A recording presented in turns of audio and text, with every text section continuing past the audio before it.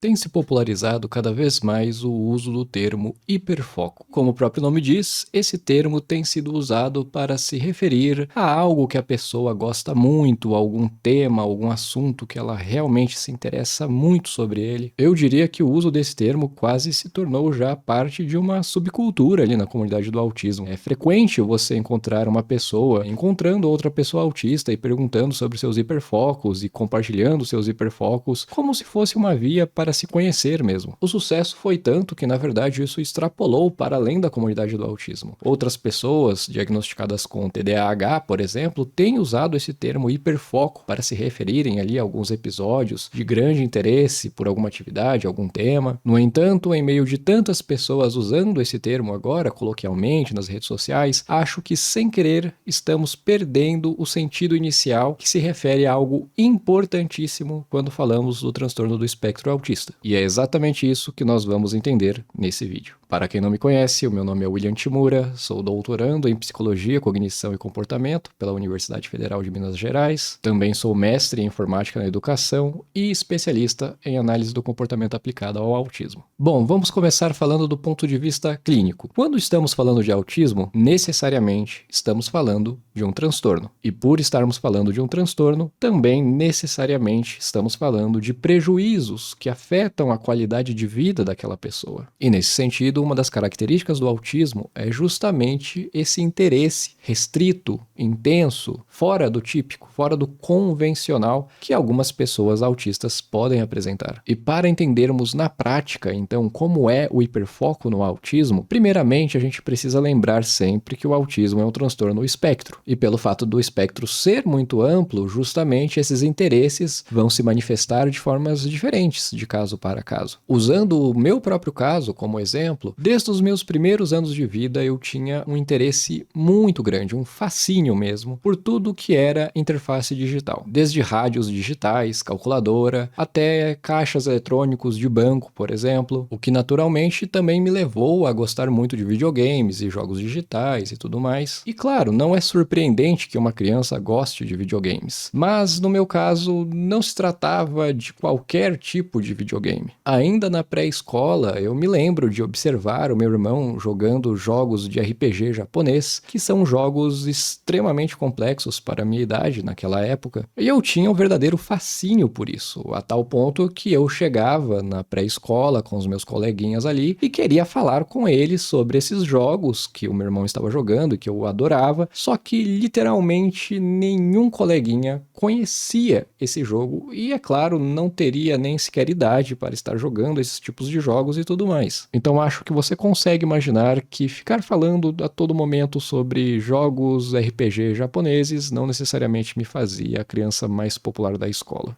Por outro lado, pensando em outra parte do espectro, principalmente quando estamos falando de maior nível de suporte, o hiperfoco não necessariamente será assuntos ou uma temática. Pode se tratar, na verdade, de um determinado objeto ou uma categoria de objetos. E muitas vezes pode envolver um interesse muito grande por objetos nada convencionais, como, por exemplo, gravetos, ralos, tampas de panela. Em alguns casos, pode até envolver algum brinquedo que de fato é popular entre as crianças, entre os jovens da idade da pessoa, só que a pessoa autista não necessariamente vai interagir, brincar com aquele objeto ou brinquedo da mesma forma como as outras pessoas tipicamente estão fazendo. Por exemplo, a criança autista pode manifestar um interesse por um determinado boneco de ação que é muito popular entre as crianças típicas também, mas ao invés de brincar de uma forma funcional com aquele brinquedo, andando, simulando ali algumas ações do brinquedo, ela pode se interessar por algum aspecto, algum detalhe, como algo relacionado à costura da roupa do brinquedo, ou algum mecanismo específico de ação. Também pode existir o caso de uma pessoa que gosta de um determinado desenho animado, de um determinado filme, mas especificamente demonstra um interesse bem claro em uma determinada parte daquele filme, em uma determinada cena daquele desenho animado, e aí ela repete várias e várias e várias vezes a mesma cena. Esses interesses restritos, eles podem ter algum nível de variabilidade ao longo da vida. Eu me recordo, por exemplo, por volta dos 6 anos de idade, mais ou menos, eu tinha um grande interesse em pedras preciosas e semi-preciosas. E eu me recordo que eu gostava muito de enfileirá-las e categorizá-las entre preciosas e semi-preciosas. Eu gostava de saber o nome de cada uma das pedras e assim por diante. Gostava de falar sobre elas para as outras pessoas. E um pouco mais adiante na minha vida, ali já no início do ensino fundamental, eu gostava muito de um desenho animado, o chamado Pokémon. Só que por volta dessa mesma época, também outro desenho similar começou a passar na TV, que era o Digimon. E muitas pessoas conseguiram ver ali uma semelhança muito clara entre Digimon e Pokémon. E era muito comum para os meus colegas ali na escola, de alguma maneira, compararem Pokémon e Digimon e ao mesmo tempo brincarem com bonecos do Pokémon e bonecos do Digimon ao mesmo tempo, fazerem perguntas: será que o Raichu do Pokémon é mais forte do que o Greymon do Digimon? Mas para o pequeno William do ensino fundamental era impossível comparar monstros de um universo fictício do Pokémon com o universo fictício do Digimon. Os atributos de força, defesa e elementos de um Pokémon só fazem sentido no universo dele, e a escala de força e outros tipos de evolução e assim por diante de um Digimon só faz sentido no universo dos Digimons. E enfim, isso me rendeu diversas dores de cabeça de socialização na época, porque era muito comum de misturarem os personagens ali dos dois universos nas brincadeiras lúdicas, e eu simplesmente não aceitava isso. Afinal de contas, o meu interesse era em Pokémon e não em Digimon. Mas, na verdade, depois de uns anos, eu naturalmente fui flexibilizando isso e até passei a gostar de Digimon, na verdade. Isso aconteceu porque, na época, eu gostava muito de videogames, só que o meu videogame, ele não tinha jogos do Pokémon. Por outro lado, lançaram um jogo do Digimon para o videogame que eu tinha. Então, acabou sendo um evento aleatório que realmente contribuiu para a minha flexibilização e também para a minha socialização na época. O ponto principal desse vídeo é conseguirmos entender que, por conta do interesse restrito, muitas vezes os autistas perdem oportunidades valiosas de interação social, perdem pistas importantes na socialização e interação, e justamente por perderem essas pistas, eles acabam não desenvolvendo habilidades essenciais que vão servir de base para outras habilidades sociais mais sofisticadas no futuro. E isso pode se tornar uma bola de neve na vida da pessoa, a tal ponto em que se nota os característicos déficits na interação social e comunicação, como é diagnosticado no autismo. E para ficar claro na prática como isso acontece, eu trago aqui alguns exemplos para vocês acompanharem comigo. E a gente vai notar aqui alguns sinais de autismo nessas crianças e como isso pode levar elas a justamente perder essas oportunidades valiosas de socialização. Este aqui é o primeiro caso de uma criança de 20 meses em avaliação para autismo. E no cenário podemos ver a criança no colo do seu pai e esse pote com Cheerios, né, que são pequenos cereais, e daqui a pouco uma profissional vai tentar interagir com a criança. Vamos ver.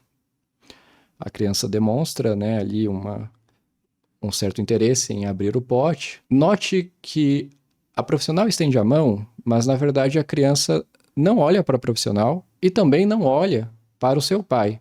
Ela quer abrir o pote, mas ela não olha de volta para o seu pai numa intenção de solicitar ajuda.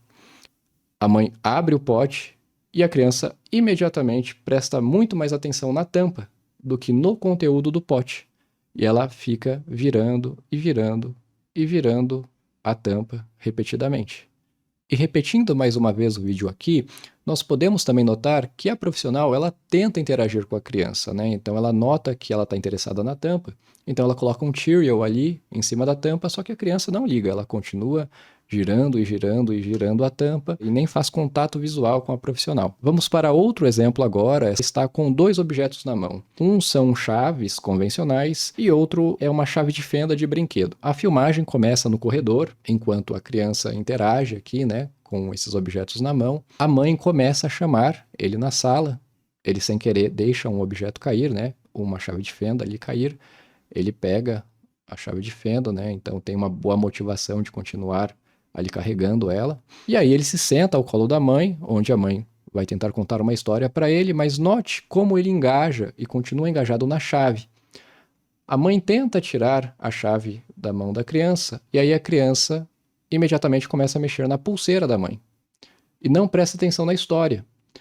Depois ela começa a brincar com a chave de fenda, até que a chave de fenda cai e ela imediatamente vai atrás da chave de fenda caída no chão. Repetindo aqui a cena, note como a criança presta muito mais atenção na chave, até o momento que a mãe tira a chave da mão da criança, e depois a criança presta atenção na chave de fenda de brinquedo na mão dela, e depois na pulseira, mas não presta atenção na história, ela não reage com as interações da mãe, e ela só presta atenção e foca restritamente nesses objetos de grande interesse dela naquele momento, que não tem a ver com a interação com a mãe ali e nem com a história. E mais um exemplo, essa criança aqui tem 3 anos de idade e ela tem demonstrado um interesse por objetos longos e finos ao longo da sua vida. Então você nota aqui que a mãe dela, ela tenta fazer uma atividade com bolhas de sabão. Clássica bolha de sabão, a criança não olha, não faz contato visual com a mãe, ela explora muito bem o ambiente, a bolha de sabão até pega nela, ela parece se incomodar,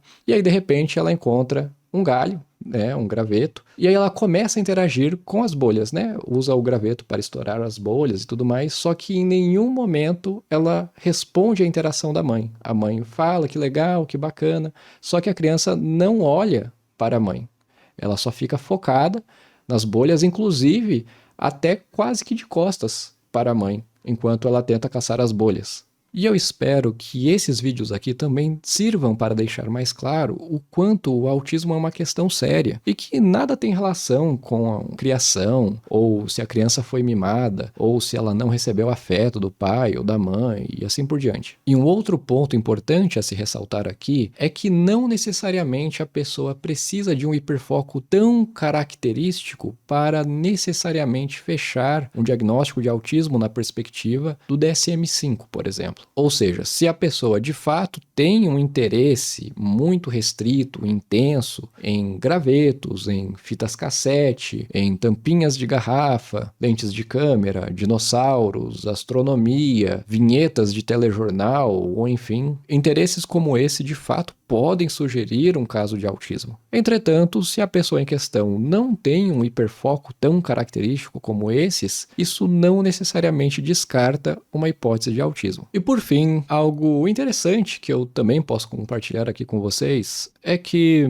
ao conversar com meu irmão e os meus familiares sobre eventos do passado, quando eu era realmente criança ainda, né, eu consigo comparar as minhas memórias e os pontos que eu prestei atenção em determinados eventos sociais e comparo a memória e a narrativa de outras pessoas que também estiveram presentes nesses mesmos eventos sociais. Muitas vezes eu consigo lembrar de detalhes muito específicos, todos relacionados às interfaces digitais, aos jogos, em qual momento do jogo a pessoa estava jogando, alguma fala que o jogador emitiu por conta do jogo, isso eu consigo me lembrar, mas não costumo me lembrar nem sequer as pessoas, muitas vezes, que estavam envolvidas ali naquele evento. Talvez essa minha memória detalhada no que envolve jogos e interfaces digitais possivelmente tenha relação justamente com essa característica do autismo, que são esses interesses restritos e intensos a determinadas coisas. Mas então, quer dizer que hiperfoco é algo ruim?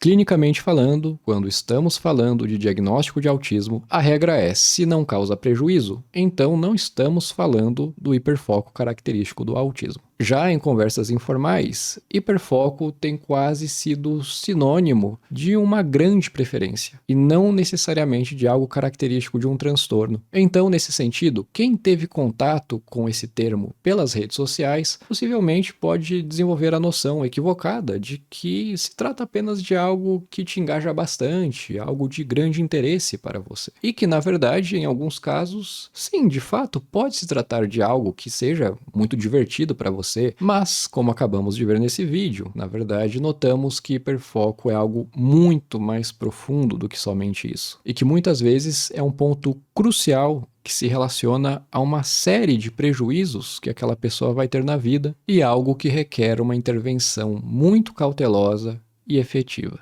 Espero que você tenha gostado desse vídeo e se você achou esse tipo de vídeo útil, eu peço para que você compartilhe ele com outras pessoas nas redes sociais, que isso ajuda o canal a continuar crescendo, e também sinta-se à vontade para deixar um comentário aqui para compartilhar a sua visão ou se você tiver alguma dúvida. E como de costume, muito obrigado pela sua visualização.